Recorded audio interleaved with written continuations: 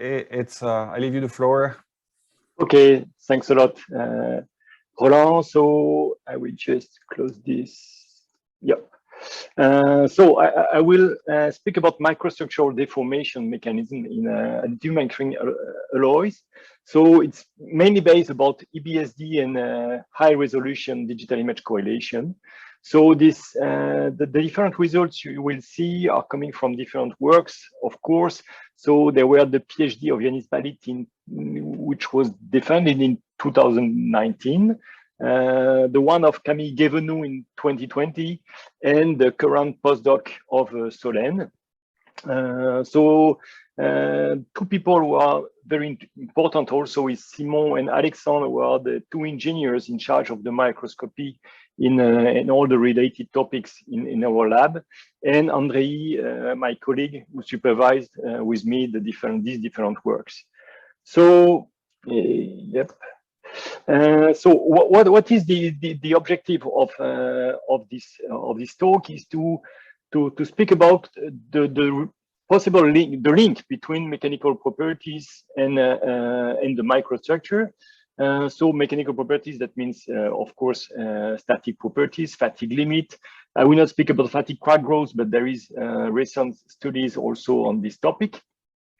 And what is often observed in these studies is that you have an influence, as it was demonstrated in the previous talks, of the building direction, the lasing strategy, and so on the properties, on the mechanical properties. So generally, we observe an anisotropy. So two examples here in below. The first one was coming from directed energy deposition process on the stainless steel, and you can see that the tensile curve depends on the direction of the specimen related to the building direction. So it was already shown, of course, this morning in the talks, and we had also an example this morning from Philip on fatigue, and so I have a similar results here. So on the right curve, you can see a Wöhler curve for two different processes, EBM and SLM. And for these processes, we have different direction. And if we just focus on the orange and red points, you have two different directions for the horizontal specimen and the vertical specimen. And we have the same influence as it was demonstrated this morning by Philip about this direction on the fatigue limit. So the question is why, of course, and the other question, but which will not be addressed in this talk, is can we control, can we optimize? But we had also some elements in the talks of Moatas. So just some words about the process, even if Moatas presented some things about that, because I think lots of talks are speaking about SLM. So the ED process is just practically a nozzle like this. So you have the nozzle here. In this nozzle, you just project some powder which is mixed with gas, and you have a laser here to melt the powder on the place you want to create the structure. So it's just a nozzle to project and melt powder with a 5-axis machining. So normally there is a film here.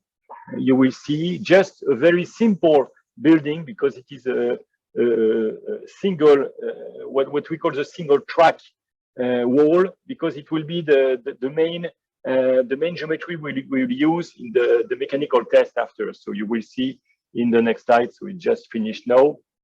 So this is typical the technique. So no powder bed, just projection of powder. So with that, we can do different things. Just to illustrate this, two examples, we can manufacture, of course. So it is, for example, you have a tube here. We produce for the linear particle accelerator in Orsay for ultra vacuum tubes. And so practically to manufacture this type of tube, you first manufacture the tubes, then you rotate these tubes, and then you depose the other part, which is the flange. So this is one particular aspect of this process, is that you can manufacture in one piece, but you can also add something on an existing piece. And the other example, I will not speak about that today, but there are some work in the lab about auxetic periodic structure, and this is one example coming from our machine of this type of specimen. So in this talk, I will speak about two aspects: the manufacturing and the repairing. So you will see in a few seconds, in a few slides, these two aspects. So to continue the introduction, I said, okay, we see some anisotropy in mechanical properties, and we know practically that this is due to the particular unusual as-built microstructures compared to traditional processes. So we have two examples in this slide. On the left part, this is coming from the directed energy deposition, but we had just example in the talk of Muataz just a few minutes before. So you see the orientation of the grain depending on the direction of the printing. So you have layer by layer with this particular microstructure. But we also discussed in the previous lectures about SLM technique or product bed technique, and here you have a Highland hatch strategy on SLM, which gives you this typical microstructure. So, of course, these microstructures, in the sense of the grain morphologies, the grain size, the textures, will have an effect on the mechanical properties. We saw this morning that defects have a very important effect on the fatigue, even if it will not be discussed here. And so the origin is this layer by layer building with all the aspects related to that, temperature gradients to the building, lasing strategy, and so on. So this is typically a process microstructure properties topics, as it is always the case with this type of alloys.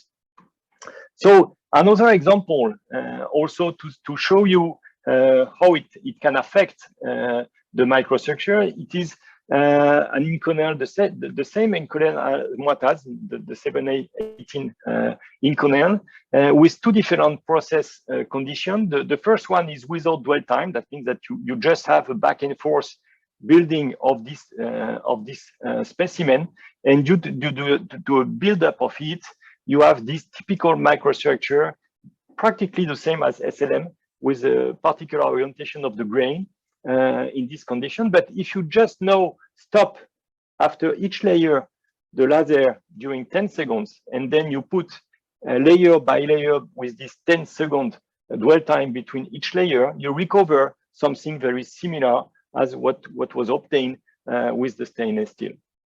So it just show you how the process parameters can affect the microstructure. Okay, and then if we go now to the study of the properties, so we see that microstructure are really different from different process and different parameters of the process.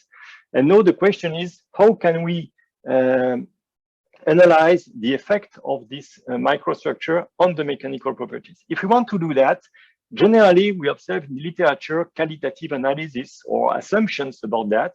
But if you really want to go deeply inside explanation, you need some techniques to do that. So you have 2D or 3D techniques. So I will not go in 3D techniques because we have two talks in this morning on these topics. But in 2D, you have, of course, the EBSD, which will give you some information about grains, orientation of the grains, and so on and so on. And the digital image correlation you can do on the surface of the specimen, which can give you information about strain field. And so you will be able to analyze the different strain field you have with homogeneous or uniform strain or heterogeneous strain, and begin to analyze what is related in the microstructure to this type of localization. Practically, there is a limited literature on these topics, limited works in additive manufacturing and these topics, particularly at the scale of the microstructure. So just one example, quite recent now because it's 2016, but an example coming from Book and Sangid about titanium alloy. with the particular Widmanstetten microstructure we observe in additive manufacturing on this alloy. And they conducted very nice and very fine digital image correlation analysis at the scale of this microstructure. And they were able to show that under loading, you have an important strain localization in some lat oriented, well-oriented compared to the maximum shear you obtain in tension on this in these specimens. And so this is typically what we have to do to understand the effect of the microstructure on the properties, and to observe such localization to try to begin to have quantitative analysis of the strain localization process. So what I will show you in the next slides is some studies we conducted at LMS from 2018 approximately on these topics, and each study come in exactly in the same way. That means that we produce by using digital directed energy deposition process, we produce single track walls as it is shown here on this slide, but you will have zoom just in the next slide. Then from the single track walls, we extract thin specimen. So you have approximately the size of the specimen, which is 2.5 centimeter length specimen with only one track as a thickness. That means approximately 0.8 millimeter. Then we use some grid techniques for the digital image correlation, or deweighting techniques also you will see if you want to have a very, very fine scale observation. Then with this specimen, with this grid, we use in situ test under scanning electron microscope. This test can be monotonic test or cyclic test. And then at the end, by analyzing the different images which are captured during the test, we are able to come to the displacement field and then to the strain field, and try to relate the strain field with the microstructure as we can begin to do on this typical image. So this is exactly the way we will use for the different studies you will see in the next slides.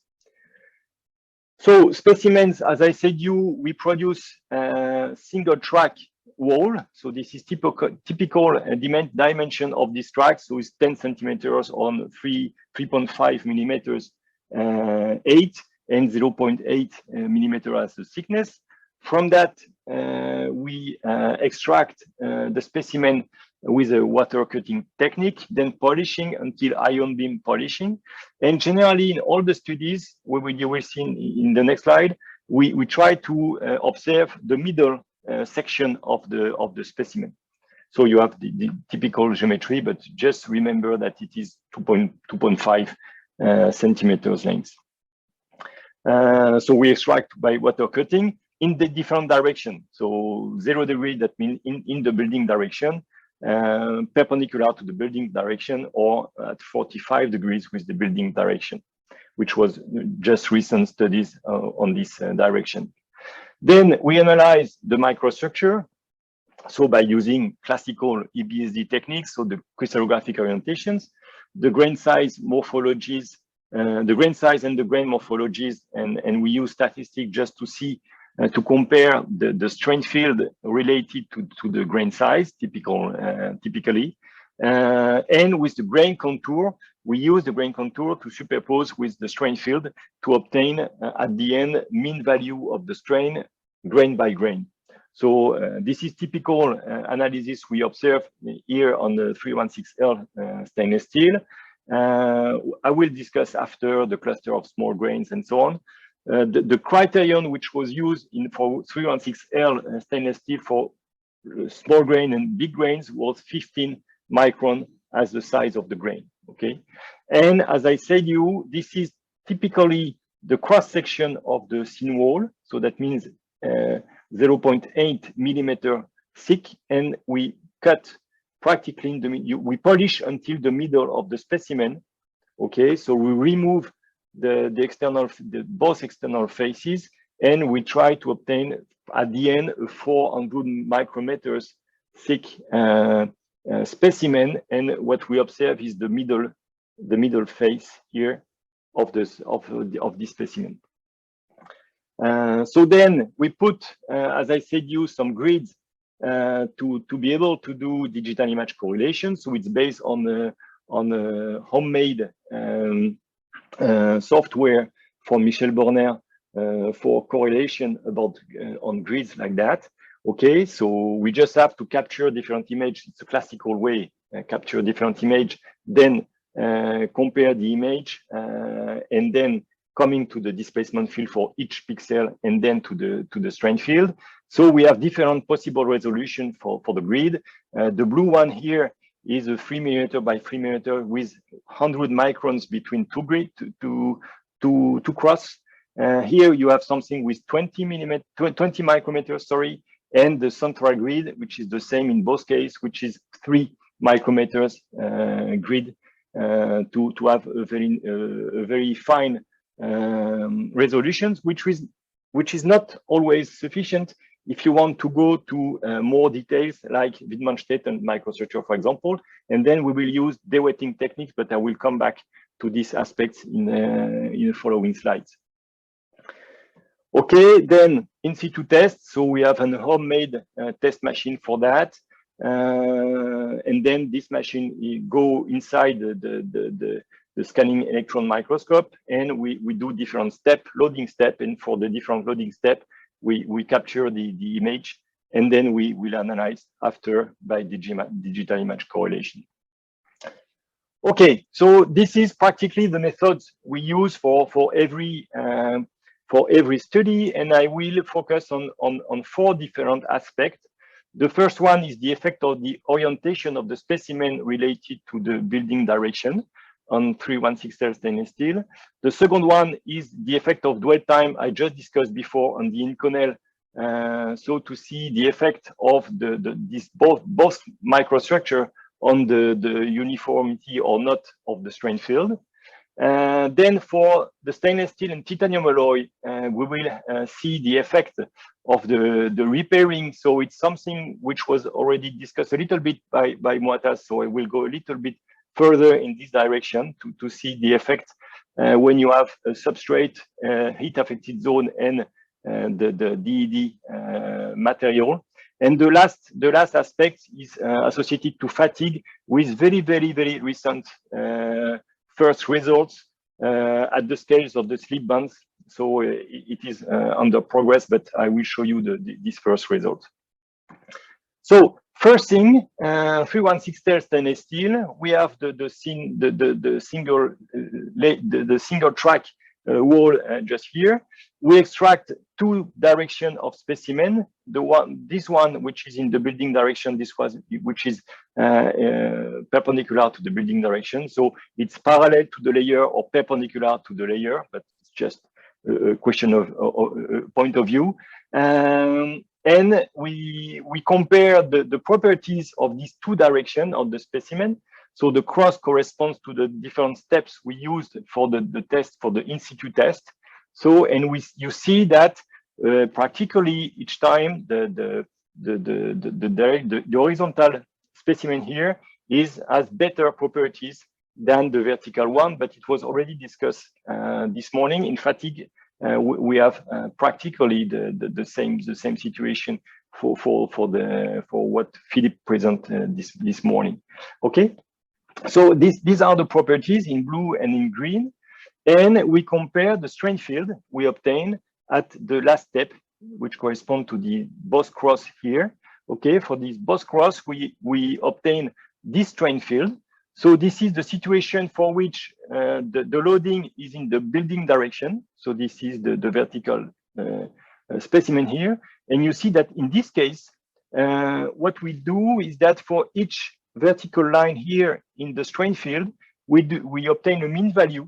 Okay, and we plot the mean value regarding the length of the analyzed zone, which is practically 1 millimeter. Okay, and so you obtain here the evolution of the strain, and you see that it is something which is heterogeneous and with some localization process here in some interfaces. So interlayers So the interlayers seems to play a very important role. I will come to this point in the next slide. If we compare to the other situation for which the specimen here is parallel to the layers, that means perpendicular to the building direction. So here you have the layers here, and the loading is parallel to these layers. And you see that you don't have this localization in the interface, but much more classically some grains, which seems to be well oriented for the plasticity. So the localization inside grains. And if you do the same mean value as it was done here, you see that the mean value is practically uniform. That means that you have something very uniform in the specimen, even if we can see that some big grains localize plasticity, but globally it's more uniform than what we observe in the other situation. So we recently just compared this situation with a 45 degrees. So that means that the specimen is in this direction. So it was the work of Solène, just to compare the 45 degrees with 0 and 90. And we observe something which is quite intermediate between the two situations. That means some localization, some localization in interfaces and also some localization in grains. So this is recent results. So we have to go further in this comparison between this situation. But it seems that we have an intermediate situation here in this condition. And if we go further in the analysis, so I said you that some interfaces seem to localize the deformation here, as we see on this picture. If we do a zoom, we see that at some interfaces, we have very, very, very small grains here, cluster of small grains. And we have this situation for some interlayers and not for other one. And if we compare the situation, as I said, we have a criterion for the small grain, which is 15 microns. So 15 microns and less, these are what we call small grains in blue here. And more than 15 microns is big grains. So it's arbitrary, but just to separate the small grains, not so arbitrary, because 15 microns was the bigger size in these clusters. Okay, we observe this exactly what we shown before. That means that if I take the situation of, I just come back here, this situation for which the loading is parallel to the layers, I can see that practically the mean value of the strain, which is the global strain here, corresponds practically to the same situation for small grains and big grains, with practically the same distribution of strain. So it's independent on the grain size. Contrary, if you just come back to the situation for which the loading is perpendicular to the layers, and for which you have localization in some interface, if I just come back to that, small grains, we see that practically the cluster of small grains, the mean value of the strain is lower than the deformation observed in the big grains. So we have typically an important difference between these two situations. Okay, so this was the first illustration, just the influence of the orientation of the specimen related to the building direction. Now I just come back to Ecole, as I showed you in the introduction, and it was just to observe the influence of the process parameter in the sense of the dwell time. So as I said in the left situation, I have no dwell time between layers, so I have this buildup of heat and then this particular main orientation of the grain here. And here I recover the situation of the 316 steel as soon as I have a dwell time of 10 seconds between layers. And so the idea was just to compare the strain field in these both situations. And as we can imagine, if we just have a look to the microstructure, in the first situation, we have something which is very, very uniform. In the situation for which you have no dwell time, so this left situation. And on the contrary, in the second situation, you have localization in some grains and in some interfaces also. So that means that you recover the layer effect on the strain field, so directly due to these different of process parameters.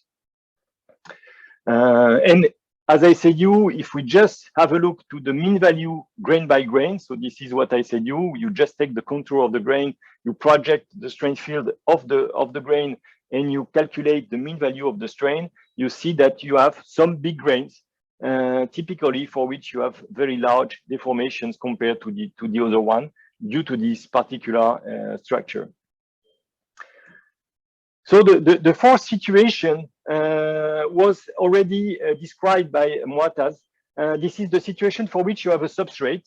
So this is the substrate you have here. So it is classically a plate coming for a classical forging process. So you have something with here for the 316L stainless steel equiax grain, classical equiax grain on this plate.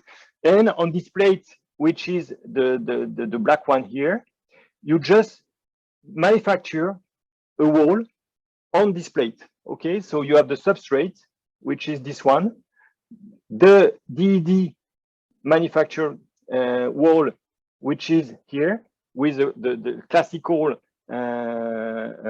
layer by layer microstructure we already observed, and you have something which is an interface between both with smaller grains.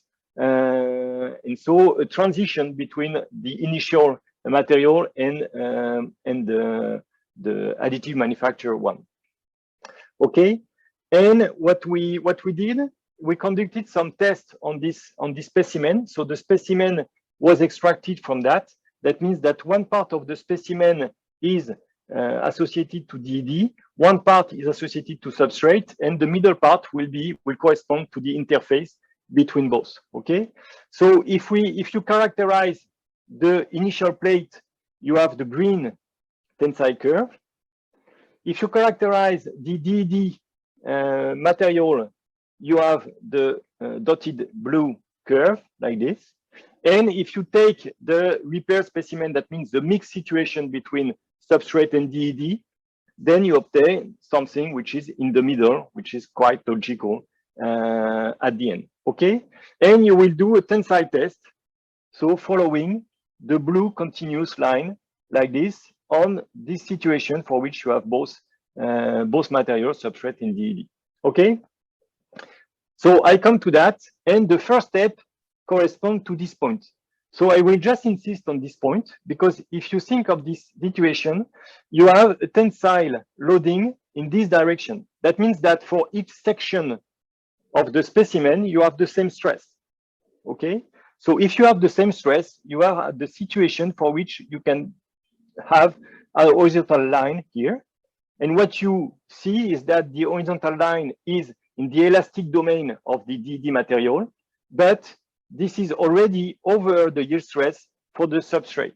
So exactly what you observe here, that means that if you see the strain field, you see that it is localized in the substrate, which is the first one which will plastify, and you have practically no strain in the DED part, and the interface is also in the situation for which the strain is equal to 0. Okay, so that means that the plastic strain is localized in this situation first in the substrate. Then you increase the load. So we will have the second situation for which now the green curve corresponding to substrate, so the substrate continue to plastify, but you begin, you begin to plastify also the DED. And so you recover what was shown for 316L. That means that this effect on this layer with the localization in some interfaces. And then you increase one more time the loading. Okay, so you increase the strain everywhere. So something very heterogeneous in the dead part, as we saw before, something more homogeneous in the substrate. And you see that the interface practically have no strain. So the interface is not loaded here. It's only the load is only taken by the DED part and the substrate part. And if we just have a look to this interface, okay, we just did some micro hardness test on this in this zone from this part to this part coming through the interface. And what we see is that the interface, which is the heat affected zone, is very, very hard. So we can imagine that in this zone, effectively, there is no plasticity. The plasticity is taken by the DD part and the substrate. So this confirms exactly what we obtain as a strain field. So just one more, we try to go a little bit further. One more illustration on titanium in the same way. So it will be more simple to explain this situation. This is exactly the same situation for which we are a repairing part. That means that we have a substrate in titanium, and we have a titanium which is deposited on this substrate. Okay, so with both situations for which we extract a specimen with the interface in the length of the specimen and an interface in the middle of the specimen as the previous example. And then to have a very, very fine strain field, we use thin dewetting in the central zone to have a nice observation with the mertensitic phase of the titanium alloy. So you have exactly this situation for which you have the substrate, the heat affected zone, the classical Windmann-Steffen microstructure in the DD part here, and we will use this zone to obtain a strain field during a tensile test in both situations, horizontal and perpendicular one. Okay, and what is very interesting is that in the first situation, which was the previous one, we observe exactly the same thing. That means the substrate is the first one for which you have the beginning of the plasticity in the substrate, okay, and very low strain in the DD part.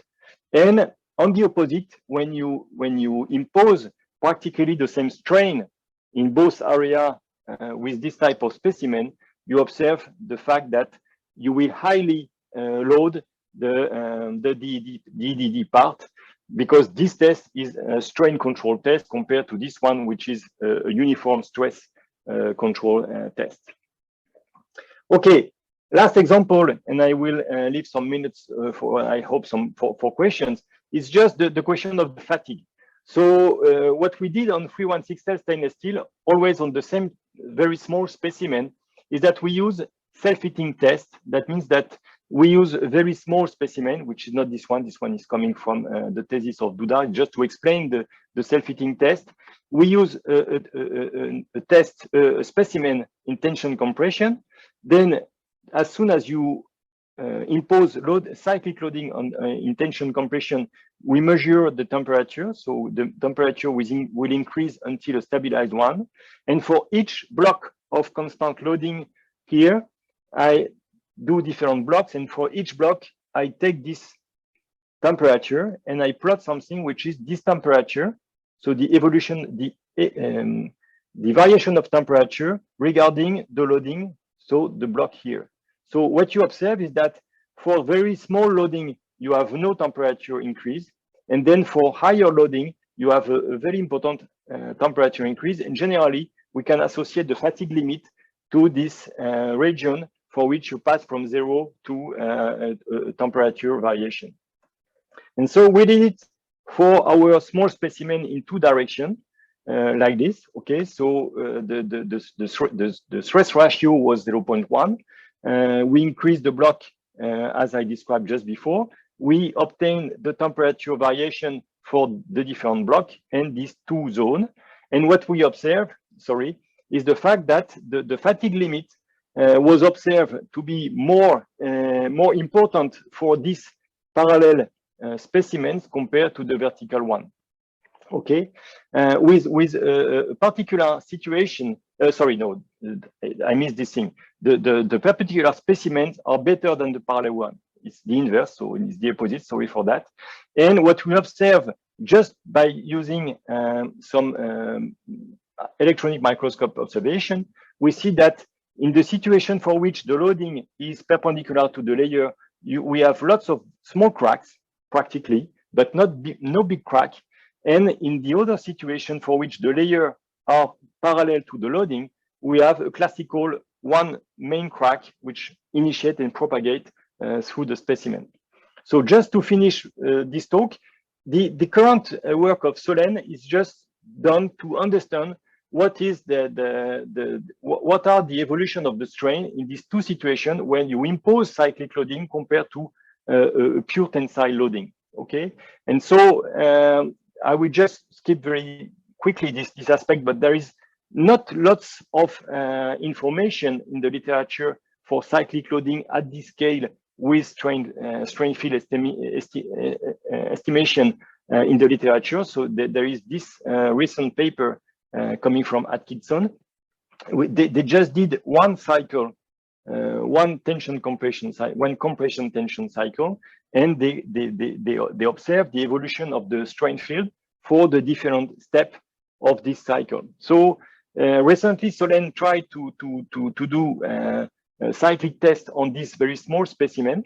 So she used a thin deweighting for the central zone to be able to observe no more at the grain, but at the slip band size, the evolution of the strain. And I just deliver you this very new data because it's under progress and we don't have the evolution of the strain field for the moment for all the strain, but we are able to do that. That means that we have no free scales to analyze the strain field under cyclic loading, and with information which will be analyzed at the scales of the slip bands. So that's what we observe on this image.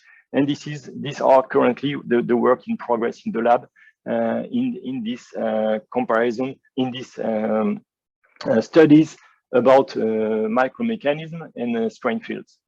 So just to conclude my talk, if we want to go towards link between process parameters, microstructures, and properties, we have to have quantitative information at the scale of the grain.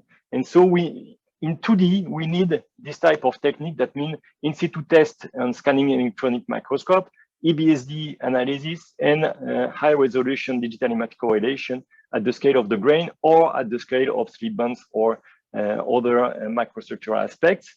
This is the way to go to deformation mechanism with localization process related to grain size, the effect of the orientation or of the phases. And our perspective now is, as I said, cyclic loadings, which is the current work of Solène. Crack growth, we began some work on that, but it's just first results on that. And of course, we would like to go, like Moatas, to properties gradient and to be able to obtain progressive gradient of microstructure to see the effect on this type of on the strain localization process and on the properties. And of course, one way could be also to compare with simulations. And we began this type of comparison with Manas a few years ago, and we have to go further in this way. So I just want to thank Safran, DGA, SNCF, and the EDF share who supported these different works, and I'm open for the discussion. Thank you very much, Eric, for this very interesting talk. I don't see any questions at the moment, so maybe I can start with one. I was just wondering, I mean, you presented at the end this orientation effect in cyclic loading, where you see damage occurring much more in one orientation compared to the other. So what do you think? Is it like the nature of the interfaces which is dictating this behavior, or is it like the grain orientations and sizes with respect to the loading? What is really dictating this different behavior? Yeah, what we suppose, but it is difficult to understand exactly. But what we suppose is that as you have lots of crack initiation in the faces, you have practically I don't remember the name in English for that, but you decrease the stress around these cracks, and then practically you will just have initiation and certainly no more propagation of this crack, more difficult propagation because of this network of cracks. This is observed, for example, in thermal fatigue classically. This is the typical effect we observe in thermal fatigue. The other situation practically is the opposite, is that as we showed in tensile test, we have something which is very uniform. So a classical situation for fatigue, a uniform, and then you localize in one part of the specimen, and then you initiate a crack and you propagate a crack. And it seems that this situation is the worst one compared to the other situation. But it was very difficult to go further. That's why we try to use this test, this light twist test, to understand the localization process. But why do you have many cracks on the left? And this is it seems that it is due to the layers. Yes. Okay. Yes. Yes. It's the quality of the interface, which is, I mean, yes, between layers. Yes. Some interfaces are weak and some others are better, because I mean, you have interfaces in both directions, right? So you have between. Yes, but here we load, as Philippe explained this morning, we load perpendicular to the layers. So as soon as you have localization in one layer, you can imagine that the crack which will initiate in this zone, for example. But this is not the situation for the other one, as it is parallel to the loading. Right. Okay. So that means that the layers, the interfaces between layers are weaker than grain boundaries, basically. Yes, it seems that. Yes. Okay. Thank you. Any other question? Yeah, in the chat we have a question from Philip Withers. Where do the voids form, Eric? Yes, we are lucky from this part of voids, because we are, as I precise, but okay, I could insist about that. We are only single track layer. So practically we have in DED, this is well known that there is not lots of gas porosities in this process compared to SLM. And the lucky we have with that is that as we have only one track, one layer, one track, we don't have the superposition process, and so we don't have lack of fusion problems. So practically the porosity is very, very, very low in this situation. Okay, all right. Well, I think unless there is any burning last question, but I think it's time to move to the last talk. So thank you very much, Eric, for the presentation and discussion.